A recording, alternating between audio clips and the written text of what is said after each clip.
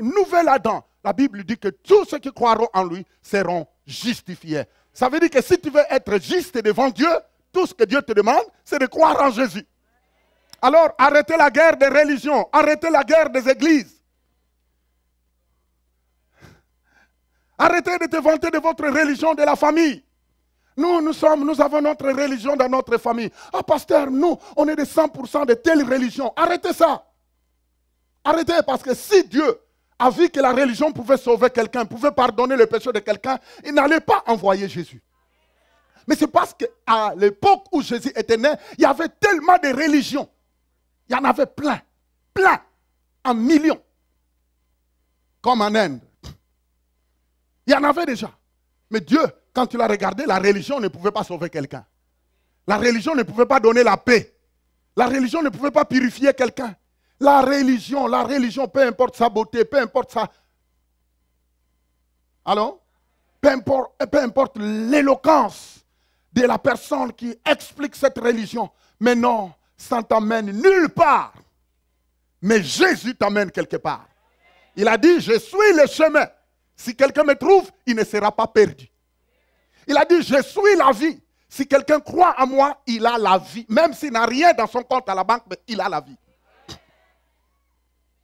Il a dit, je suis la vérité. Il n'a pas dit, je connais la vérité, mais il a dit, je suis la vérité. Alors n'écoutez jamais les gens qui vous disent, oh non, vous savez, il y a beaucoup d'églises, mais nous cherchons la vérité. Mais toi, tu es chrétien, tu portes la Bible et tu ne connais pas la vérité. Tu te poses la question, mais finalement, où est la vérité? Mais la vérité, il n'y a pas d'autre vérité. Il n'y a pas pire vérité ou bien vrai. Il y a une seule vérité, il s'appelle Jésus. La vérité est une personne, il s'appelle Jésus. Quand nous croyons en Jésus, tu y es dans la vérité. Tu y es et tu y es. Béni soit le nom de Jésus. Que son nom soit béni. Amen. Alléluia. Alléluia. Dans Luc, vous voyez, là nous venons de voir qu'il y a eu désobéissance. Et c'est pourquoi l'homme était devenu soumis à Satan. Maintenant, là on peut parler de la délivrance parce que nous savons le pourquoi de la délivrance. L'homme qui appartenait à Dieu a changé un nouveau maître. Et en changeant un nouveau maître, Satan est devenu son maître. Maintenant, on doit parler maintenant de la délivrance. Parce que la personne maintenant est sous le contrôle d'un nouveau maître. Il mérite d'être délivré. Voici le pourquoi on doit parler de la délivrance. Tant qu'on n'a pas mis cette base, la délivrance, ça devient mythe. Tant qu'on ne connaît pas ça, on va traiter de la délivrance n'importe comment. Mais sachant maintenant ce que l'homme est devenu, que l'homme s'est placé sous le gouvernement de Satan.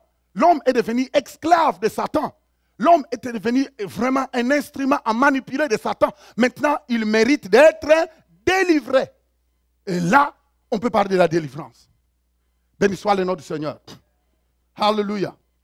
Alors, dans Luc chapitre 4, dans Luc chapitre 4, à partir du verset 18, vous allez lire, Jésus-Christ est en train de dire quelque chose. Si vous lisez, vous allez voir, Jésus commence en disant, un jour il entre dans le temple. Il demande le livre d'un certain prophète Ésaïe. 750 ans. Parce que ce livre-là, c'est une prophétie qui a été faite par un prophète qui s'appelait Ésaïe. 750 ans avant que Jésus naisse.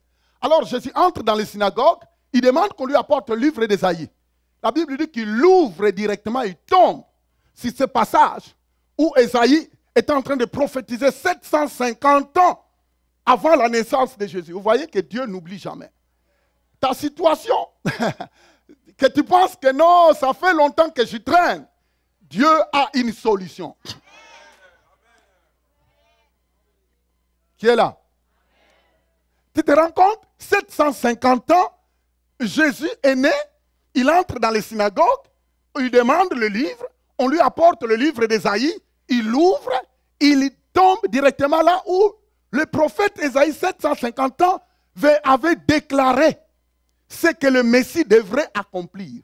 Tu te rends compte, le prophète à 750 ans, regardez-moi, Si on te posait la question, dis-moi que le monde sera dans 750 ans. Et personne. Voyez un peu maintenant le prophète Ésaïe. Inspiré par Dieu, il prophétise, il déclare de la part de Dieu ce qui devrait s'accomplir dans 750 ans. Dieu a un agenda pour toi. Dieu a un agenda pour toi. Ta souffrance ne durera pas éternellement. Ta situation ne restera pas éternellement. Ton problème financier ne restera pas éternellement. Chaque chose a un temps. 750 ans, la prophétie se réalise. Un enfant est né par la puissance du Saint-Esprit qui s'appelle Emmanuel, ce qui veut dire Dieu avec les hommes. On lui donne le nom de Jésus, le Sauveur. Il est né, il grandit pendant 30 ans, et puis un jour, il entre dans les synagogues, il demande un livre, on lui apporte exactement le livre d'Ésaïe, il ouvre ce livre, il dit, 750 ans après, il dit, l'Esprit de Dieu est sur moi. Il dit, l'Esprit de Dieu est sur moi, car Dieu m'a donné l'onction. Dieu m'a donné la puissance pour apporter la guérison dans les cœurs brisés, pour apporter la délivrance, pour apporter... Maintenant, après avoir déclaré ça, tout le monde le regardait dans la synagogue. Tous les rabbins, avec leurs moustaches, avec leurs barbes jusqu'ici, avec leurs toges qui brillent. Ils regardaient et disaient, mais c'est quoi ça? Qu'est-ce qu'il veut dire par là? Mais qu'est-ce que voyez-vous? On peut lire, mais ne pas comprendre. Parce que le rabbin lisait cette prophétie. Vous savez, les rabbins, c'était des personnes qui connaissaient bien le Talmud, le Timon, la loi. Et maintenant, ils lisaient tout le temps, ils lisaient continuellement. L'Esprit du Seigneur est sur moi. L'Esprit du Seigneur, mais ils ne se rendaient même pas compte parce qu'il leur fallait une révélation. Frères et sœurs, ne blaguez pas, il faut venir écouter la parole de Dieu. Il y a d'autres passages, tu peux les lire, tu ne les comprendras pas. Il faut que quelqu'un qui a une révélation pour te l'expliquer. Tu te rends compte? Après avoir déclaré cela, l'Esprit du Seigneur est sur moi, car Dieu m'a oint. Ainsi de suite, il a donné la liste de ce que la puissance de Dieu devra accomplir au travers de lui.